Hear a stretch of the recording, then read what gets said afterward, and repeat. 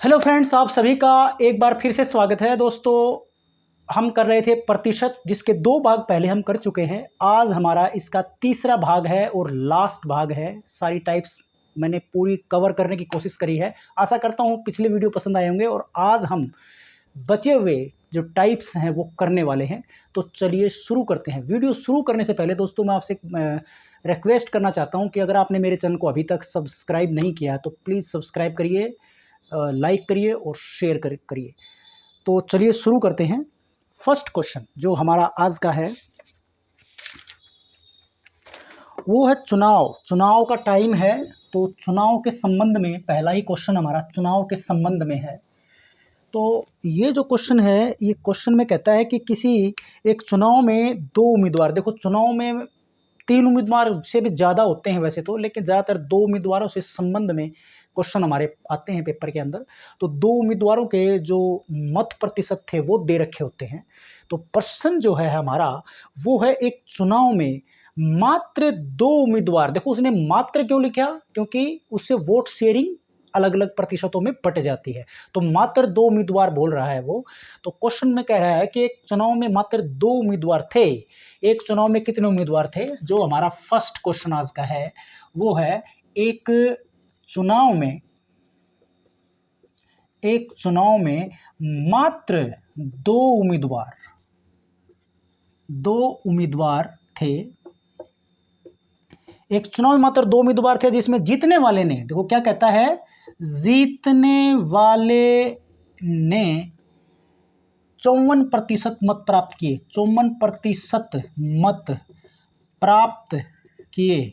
54% मत प्राप्त किए और वह 640 मतों से जीत गया। 640 मतों से जीत गया। 640 मतों से जीत गया। चुनाव में कुल कितने मत पड़े थे? चुनाव में कुल कितने मत यानी कि वोट पड़े थे? प्रश्न में क्या कहता है, प्रश्न को समझना, मैं फिर रिपीट कर रहा हूं, समझना बहुत जरूरी है। जीतने वाले उम्मीदवार ने 54% मत प्राप्त किए और 640 मतों से जीत गया। पूछ रहा है कि कुल कितने मत पड़े थे। ट्रिक भी बना सकते हो, एक लाइन का क्वेश्चन, आप इसको वन लाइनर क्वेश्चन कह सकते हो। कैसे? देखिए, प्रतिशत का टॉपिक हम कर रहे हैं। यहाँ पर जीतने वाले उम्मीदवार, अब शुरुआत में उसने डिस्कस कर दिया मात्र 2 उम्मीदवार चुनाव मैदान में थे। जीतने वाले को 54% मत मिले, तो हारने वाले को कितने प्रतिशत? तो कोई भी कुल मत पड़े, जो कुल मत पड़ेंगे वो टोटल 100% होंगे। जितने मत डाले गए हैं वो अपने आप में टोटल कितने हैं? 100%। उसमें से 54% एक जीतने वाला उम्मीदवार ले लेता है और हारने वाले को फिर कितने मिलेंगे? 100 में से 54 घटाएंगे, यानी कि 46% मत प्राप्त किए उसने। मतलब जीतने वाले उम्मीदवार ने 54%, पहले से ही दिया गया है, जीतने वाले उम्मीदवार ने कितने प्रतिशत मत प्राप्त किए? 54%। तो हारने वाला कितने प्रतिशत मत प्राप्त करेगा? कितना प्रतिशत प्राप्त करेगा मत? वो 100 में से जो उसने 54% प्राप्त कर लिए, तो 46% मत ये मत कौन प्राप्त करेगा? ये मत प्राप्त करेगा हारने वाला उम्मीदवार, 46%। और जीतने वाले ने कितने ज्यादा मत प्राप्त किए? 640। ये 640 आखिर है क्या? 640 क्या है? मतों का अंतर है। मतों का अंतर, बात क्लियर हो गई होगी। मतलब प्रतिशतों का अंतर किसके बराबर लिख सकते हो आप? 640 के। मतलब जितने प्रतिशत मत प्राप्त करते हैं दोनों उम्मीदवार, उनका अंतर 640 है। प्राप्त मतों का अंतर। तो वैसे प्रतिशतों का अंतर कितना है? तो एक उम्मीदवार 46% हारने वाला प्राप्त कर रहा है, जीतने वाला 54% कर रहा है। तो प्रतिशतों का अंतर होगा 54 माइनस का 46, यानी कि 8%। तो क्या मैं ये नहीं कह सकता, अगर मैं ये मान के चलूं, देखो ये क्वेश्चन बेसिक है, आप आसानी से कर सकते हो। माना कुल मत, मान लेते हैं कि कुल मत x हैं, तो 54% प्राप्त किए एक बंदे ने, एक उम्मीदवार ने, दूसरे ने प्राप्त किए 46%, तो इनके प्रतिशतों का अंतर, इतना अंतर जो होगा वो इतने प्रतिशत हो जाएगा, और वो x का 54 माइनस का 46% बराबर लिख सकते हो आप 640 के। ये लाइन अगर आपको समझ में आ गई है तो आप अटक नहीं पाओगे इस क्वेश्चन में, आपका एक्यूरेट आंसर आएगा। और इसी को आप ट्रिक मान लो, या फिर इसकी ट्रिक आप अपनी ओर से भी बना सकते हो। कैसे?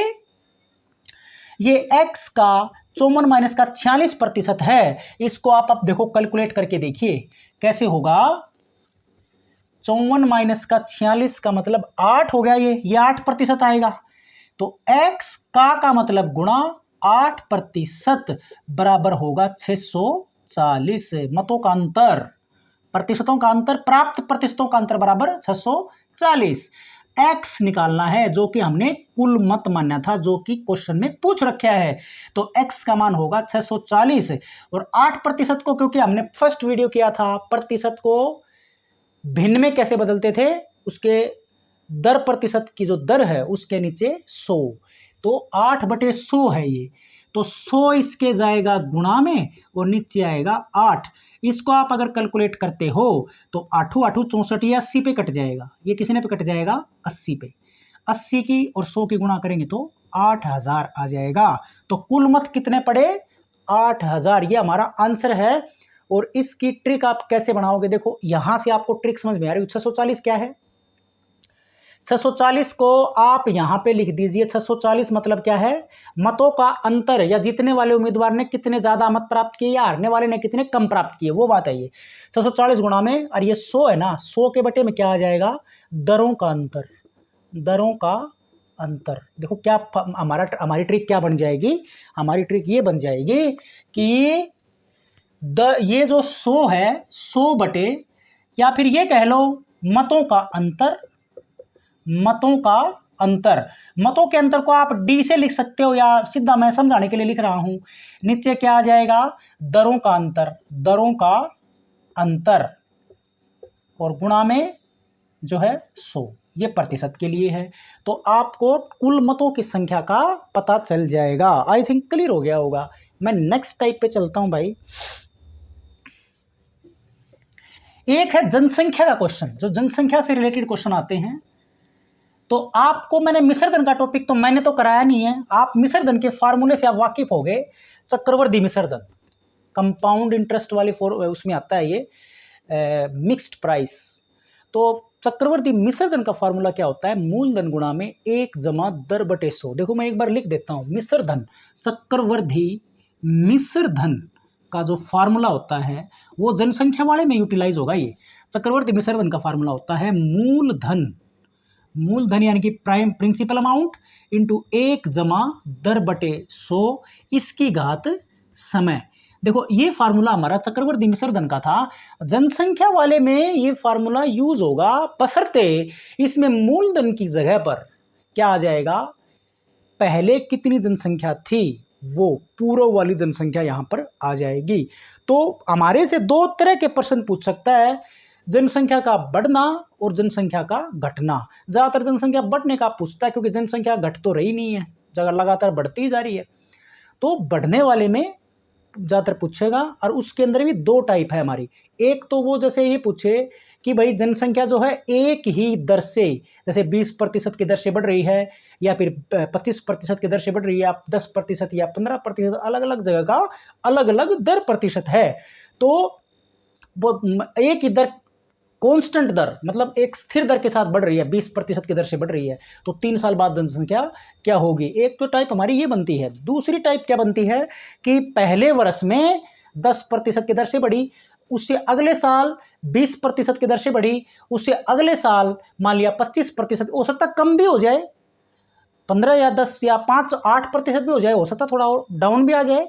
तो उस तरह में क्या करना पड़ेगा हमें? तो ये जो ऊपर समय था, अगर दर स्थिर है, एक ही दर से बढ़ रहा है 2 साल 3 साल 4 साल लगातार, तो समय की पावर कर देंगे, यानी कि ये स्टेप 4, अगर समय 3 है, 3 वर्ष है, तो 3 बार ये स्टेप आ जाएगा।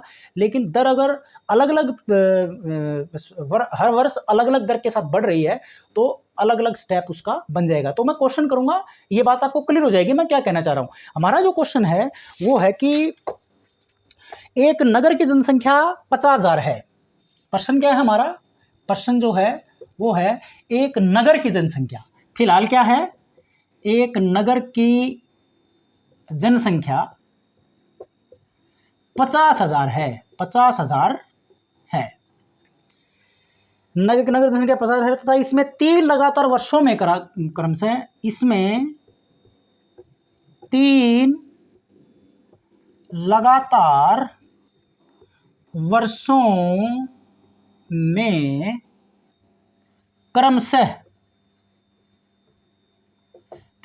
वर्षों में क्रमशः 5%, 10% तथा 20% की वृद्धि हुई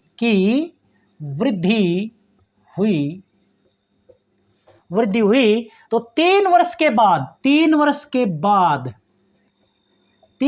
बाद जनसंख्या क्या होगी? 3 वर्ष के बाद में पूछा कि जनसंख्या क्या होगी। ये प्रश्न है हमारा कि एक नगर की जनसंख्या फिलहाल 50,000 है। पहले वर्ष क्रम से लिखने का मतलब है पहले वर्ष 5% की दर से बढ़ोतरी हुई, दूसरे वर्ष 10% की दर से बढ़ोतरी हुई, तीसरे वर्ष 20% दर से बढ़ोतरी हुई। तो 3 साल के बाद में जनसंख्या क्या हो जाएगी? तो सिंपल हमारा ये फार्मूला लगेगा। सिर्फ ये समय नहीं लिख सकते हम, क्योंकि हर वर्ष का जो दर प्रतिशत है वो अलग अलग है, तो हमारे अलग अलग स्टेप बन जाएंगे। बात वही है, कोई ज़्यादा बदलाव नहीं है। क्या बनेगा? चक्रवर्ती मिश्र दर निकालने का मतलब है यहां पर हमारी 3 वर्ष के बाद की जनसंख्या, 3 वर्ष बाद जनसंख्या बराबर किसके होगा? फिलहाल वर्तमान जनसंख्या 50,000 गुणा में 1 जमा दर, पहले वर्ष दर कितनी है? 5, तो 5/100 इंटू 1 जमा 10, 10/100 इंटू 1 जमा 20/100। ये स्टेप जो है बन जाएंगे हमारे। दर प्रतिशत एक में जोड़ देंगे। ये क्यों है? ये आप कैलकुलेशन भी करके देखते हो अलग तरीके से तो ये समझ में आता है, नहीं तो आप चक्रवर्ती मिश्र दर का फॉर्मूला यहाँ पर रिपीट किया गया है। अलग अलग सालों की दर प्रतिशत जब अलग अलग दे रखी हो तो यहाँ पर 50,000 गुणा में इसको आप कैलकुलेट करते हो, आपको तो पता ही कैसे कैलकुलेट होगा। 20/100 होते हैं, 10/100 होते हैं, फिर 20/100 होते हैं। तो ये तो 1 + 1/20 यानी कि 21/20 आएगा। ये अगर एलसीएम लेके इस ब्रैकेट को खोल लेंगे तो जोड़ेंगे तो, और गुणा में ब्रैकेट अलग अलग हैं, मतलब ये गुणा में स्टेप हैं। ये 1/10 को जोड़ेंगे तो ये 11/10 आएगा, और इसको जोड़ेंगे तो ये 6/5 आएगा। 6/5, ये 6/5 आएगा। ये स्टेप यहाँ तक आ गया। इसको आपको कैलकुलेट करना है। ये 2 शून्य तो मैं यहाँ से काट देता हूँ। अब ये 2 से काटेंगे इसको तो ये 2 × 6 हो जाता है, और ये 5 से कट जाएगा ये वाला, यानी कि ये 100 हो जाएगा।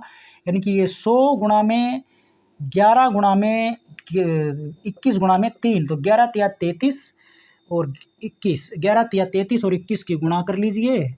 21 × 63, 3 और 6, 21 × 63 और 6 69, 693, और 100 से गुणा करेंगे तो 69,300 हमारा आंसर ठीक है। 69,300 जो 50,000 जनसंख्या थी, हर वर्ष अलग अलग दर प्रतिशत से उसमें वृद्धि हो रही हो, तो हम इस तरीके से निकालेंगे। एक जो दूसरी टाइप में अभी जिक्र कर रहा था कि जब दर प्रतिशत सेम रहे तो बात आपको समझ में आ गई होगी। क्या करना है? बस फर्क इतना सा है कि उसमें बस मैंने ये बता दिया टाइम ऊपर लिख दिया। टाइम ऊपर लिखना क्या मतलब है? उतनी बार वो गुणा में आएगा। बात वही की वही है, लेकिन दर प्रतिशत सेम है, बस इतना ही फर्क है।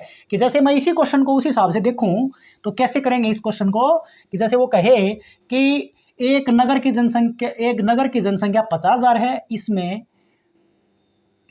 इसमें अगर जैसे कहे 5% की दर से लगातार वृद्धि हो रही है, मान लिया ये 10 और 20 है ही नहीं, अगर ये 10 और 20 है ही नहीं, 5% की दर से अगर वृद्धि हो रही हो तो 3 वर्ष बाद जनसंख्या क्या होगी? तो वही का वही फार्मूला, क्या फिलहाल जनसंख्या हो जाएगी 50 गुणा में 1 जमा दर बटे 100। 5% की दर से वृद्धि हो रही है तो 3 वर्ष के बाद पूछा तो इसकी घात 3, इसकी घात 3 का मतलब क्या है, ये स्टेप 3 बार, यानी कि 1 जमा 5/100 इंटू 1 जमा 5/100। तो दर प्रतिशत कितनी भी दे रखी हो उसी हिसाब से हम उतने स्टेप, जितने साल के लिए पूछता है उतनी बार गुणा बनेगी और कैलकुलेट करेंगे तो हमारा आंसर आ जाएगा।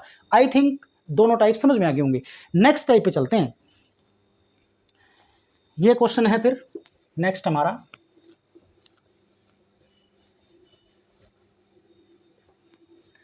नेक्स्ट क्वेश्चन हमारा है कि एक व्यक्ति अपनी आय का, देखो प्रश्न हमारा क्या है, इंपॉर्टेंट प्रश्न। एक व्यक्ति अपनी आय का, एक व्यक्ति अपनी आय का 1/5 भाग, देखो भाई 1/5 भाग पत्नी को, 1/5 भाग किसको देता है, पत्नी को।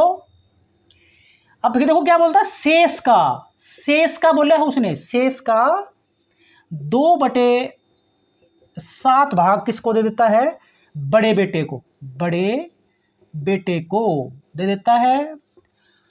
शेष का 1/4 भाग, फिर क्या कहता है, शेष का 1/4 भाग किसको दे देता है, छोटे बेटे को दे देता है, बेटे को देने के बाद 900 रुपये बचा लेता है। देने के बाद में कितने बचा लेता है, 900 रुपये बचा लेता है, 900 रुपये बचा लेता है।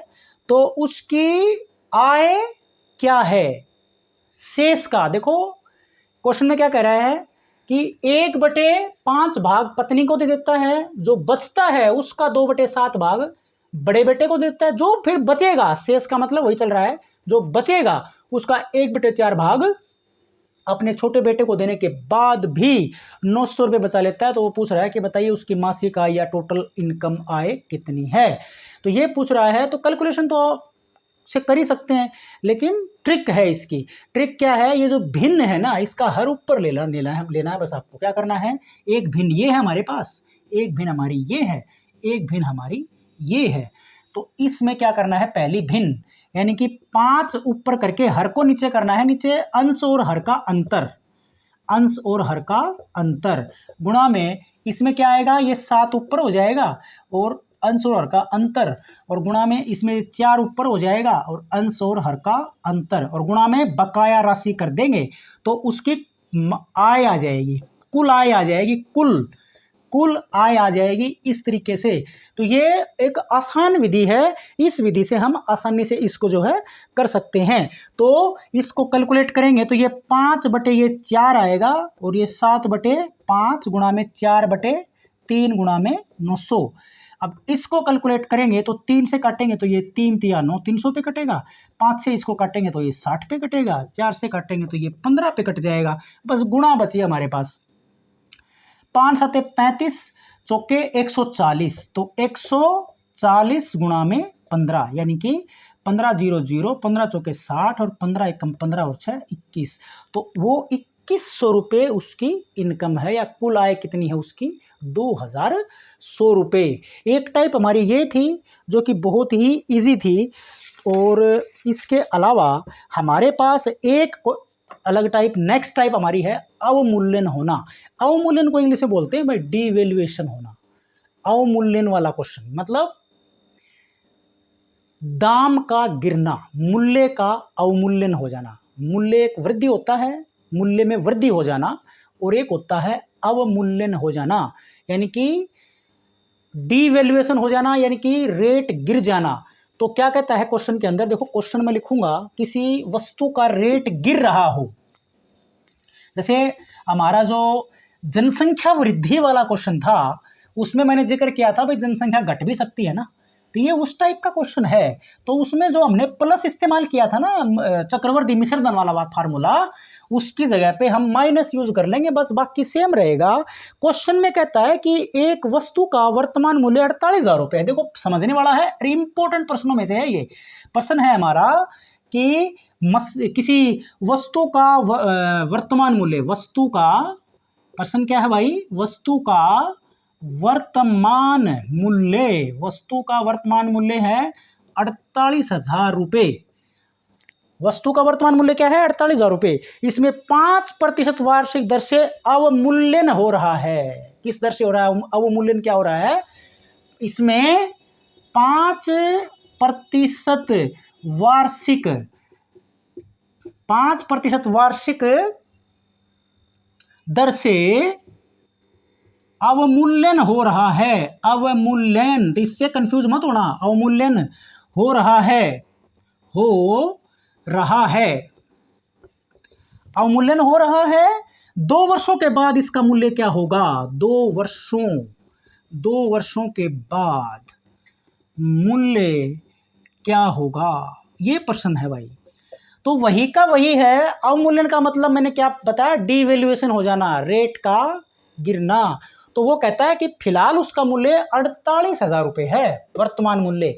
अब उसका रेट गिर रहा है, भाव गिरता रहता है ना सामान का, किसी को जो सामान बिक ना रहा हो या कोई और कारण हो गया हो, या फिर टैक्स वैक्स जैसे जीएसटी वगैरह कम हो गया हो, तो रेट भी थोड़े डाउन चले जाते हैं। लेकिन इसका लगातार डिवैल्यूएशन हो रहा है, मतलब अवमूल्यन हो रहा है। किस रेट से हो रहा है, 5% की वार्षिक दर से अवमूल्यन हो रहा है।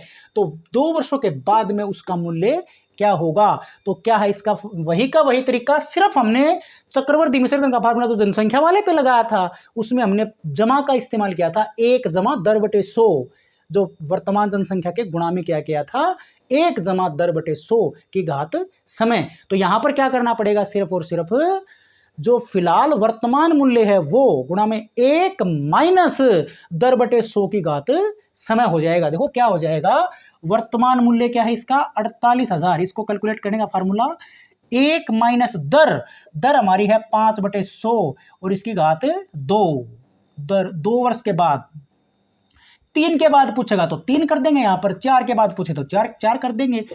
तो और अगर देखो अब यहां पर एक बात और सामने आ जाती है कि यदि जो दर प्रतिशत है वो हर वर्ष अलग अलग रहे तो उसको भी आप कर सकते हो। कैसे, ये पावर की बजाय वो स्टेप अलग आ जाएगा। जैसे मान लिया पहले वर्ष 5% की दर से अवमूल्यन हो रहा है, दूसरे वर्ष 10% की दर से अवमूल्यन हो रहा है, तो 1 माइनस 10/100 गुणा में आ जाएगा। तीसरे वर्ष का अलग दे रखा है, वो 20% दे दिया जैसे मान लिया उदाहरण के लिए, तो 1 माइनस 20/100 हो जाएगा। तो यहां पर तो सीधा ही समय दे दिया उसने, और ये हर वर्ष 5% की दर से हो रहा है, तो 1 माइनस 5/100 की घात 2 करेंगे। 2 करने का क्या मतलब है, इसको 2 बार गुणा 1 माइनस 5/100 कैलकुलेट कर लेंगे इसको। 48,000 गुणा में ये 20 पे कटेगा और ये भी 20 पे कटेगा, यानी कि ये 21/20 सॉरी ये 19/20 आएगा। 20 एकम 20 एक घटेगा तो 19/20, ये भी 19/20, 2 बार स्टेप लिख देंगे, 19/20 गुणा में 19/20। अब इसको कर लेते हैं भाई कैलकुलेट, 2 शून्य से 2 शून्य कैंसिल, और ये 2 दूनी 4, 4 पे 4 एकम 4 दूनी 8, 120 पे कट जाएगा। ये 19 और 19 की गुणा कर लेंगे, ऊपर वालों में से 361 आएगा, 361 की गुणा 120 से करेंगे तो मैं 12 से कर देता हूँ गुणा उसकी, 12 एकम 12, 1 हासिल का 12 से 72, 73, 7 12 36 और 7 43 और 1 शून्य ये छोड़ दिया था गुणा करते टाइम, तो 43,320 रुपये अवमूल्यन। देखो पहले कितना था, अवमूल्यन के बारे में मैंने क्या बताया, डिवैल्यूएशन होना, मूल्य रेट का गिर जाना, घट जाना। तो पहले था 48,000 रुपये, 2 साल के बाद में 5% की दर से अगर वो घट रहा है तो फिलहाल कितना हो गया, 43,320, यानी कि लगभग 5,000 रुपये उसके कम हो गए। ये थी आज की एक हमारी टाइप। और आज की लास्ट टाइप जो है वो ही बहुत ही इंटरेस्टिंग है, इसका भी पेपर में बहुत बार जिक्र होता है, क्वेश्चन आता है इसके ऊपर। क्वेश्चन है हमारा कि किसी वस्तु का मूल्य 20 रुपये प्रति किलोग्राम से बढ़कर, देखो किसी वस्तु का मूल्य, प्रश्न क्या है भाई, देखो ध्यान से सुनना, प्रश्न है किसी वस्तु का मूल्य 20 रुपये प्रति किलोग्राम से बढ़कर कितना हो जाता है भाई, 30 रुपये प्रति किलोग्राम हो जाता है भाई, 30 रुपये प्रति किलोग्राम हो जाता है। ₹20 से बढ़ के कितना हो गया भाई? ₹30। कोई व्यक्ति खर्च पूर्ववत रखने के लिए उसकी खपत में कितने प्रतिशत की कमी करे? वही प्रश्न जो हमने शुरू में जिक्र किया था इस टाइप के, लेकिन ये प्रतिशत, इसमें रेट दे रखा है, उसमें प्रतिशत दे रखा था। क्या कहता है? ₹20 से ₹30 हो गया, और कोई व्यक्ति क्या चाहता है? अपने खर्च को पूर्ववत रखना चाहता है, तो वो कह रहा है कि वो खर्च में कितने प्रतिशत की अब इसमें करेगा कमी, क्योंकि रेट तो बढ़ गया, खर्च में कमी करनी पड़ेगी उसको। और खर्च में कमी निकालने का क्या ट्रिक है इसके अंदर? जो रेट है उसका अंतर बट्टे वर्तमान मूल्य और गुणा में 100% निकालने के लिए हम कर देंगे। देखो इसके क्या ट्रिक लगेगी, बिल्कुल सिंपल है ये। ₹20 से ₹30 हो गया, तो मूल्य में अंतर 30 माइनस का 20, और फिलहाल में वर्तमान मूल्य है वो नीचे आएगा, चाहे वो बड़ा हो चाहे छोटा। तो ₹30 हो गया फिलहाल वर्तमान मूल्य, बटे में 30, और ये 100 क्या है? प्रतिशत। तो कितनी इसको कैलकुलेट करोगे तो ये आएगा 10/30 गुणा में 100। तो 10 तिया 30, 100/3, यानी कि 3 तिया 9, और 3 तिया 9 33, सही 1/3% कैलकुलेट है। 33 सही 1/3% की खपत में कमी करेगा तो उसका खर्च पूर्ववत रहेगा। एक टाइप ये थी, इसी की ही दूसरी टाइप और है जिसके अंदर मूल्य जो है वो घट जाता है। इसमें तो मूल्य बढ़ गया था, ₹20 से ₹30 हो गया, तो खर्च में कमी करनी पड़ेगी, तो कितना प्रतिशत कम करेगा वो हमारा आंसर आ गया। दूसरी टाइप इसी की है कि यदि किसी वस्तु का मूल्य अब की बार क्या हो रहा है? घट रहा है। पहले क्या था? ₹10 प्रति किलोग्राम से घटकर ₹10 प्रति किलोग्राम से घटकर कितना हो गया भाई? ₹8 प्रति किलोग्राम हो जाता है। ₹8 प्रति किलोग्राम हो जाता है। ₹8 प्रति किलोग्राम हो जाता है। तो कोई व्यक्ति उसकी खपत में अब क्या करेगा? वृद्धि करेगा, खर्च पूर्ववत या उतना ही रखने के लिए। और वो कितने प्रतिशत की वृद्धि करे खर्च में? वही का वही क्या फार्मूला है, क्या ट्रिक है हमारी? मूल्यों में अंतर, मतलब पहले कितना था अब कितना है, उसका अंतर बटे वर्तमान मूल्य और गुणा में 100 गुणा में क्यों किया? प्रतिशत निकालना हमें। तो फिलहाल क्या करेंगे? मूल्यों का अंतर बटे वर्तमान मूल्य क्या है? 8, और गुणा में 100% निकालने के लिए है। तो ये 10 में से 8 गया, 2/8 और गुणा में 100, 2 चौके 8, 4 से काटेंगे तो 25। तो 25% की खपत में वृद्धि करेगा तो मूल्य उसका जो खर्च है वो पूर्ववत रहेगा। तो ये था हमारा प्रतिशत का भाग 3। तो ये टॉपिक यहाँ पर ख़त्म होता है। वीडियो पसंद आए तो लाइक करिए, शेयर करिए और चैनल को ज़रूर सब्सक्राइब करिए, बार बार बोल रहा हूँ। So thanks for watching.